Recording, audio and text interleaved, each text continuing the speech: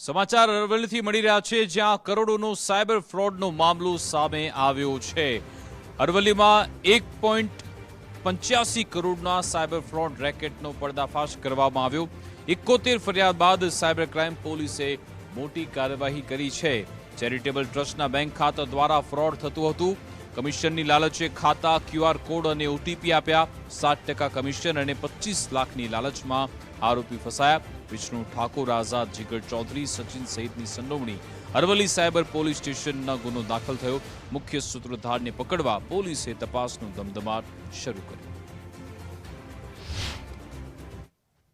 Account છે ભિલોડા ખાતેના હતા, એટલે એના પરથી લીડ મળતા એમાં તપાસ હાથ ધરવામાં આવેલી તો ખબર પડેલ કે આ એકાઉન્ટ છે એના પ્રોપરાઇટર છે મનીષકુમાર ગજેન્દ્રભાઈ ઉપાધ્યાય, જે દડવાવ તાલુકો વિજયનગરના છે।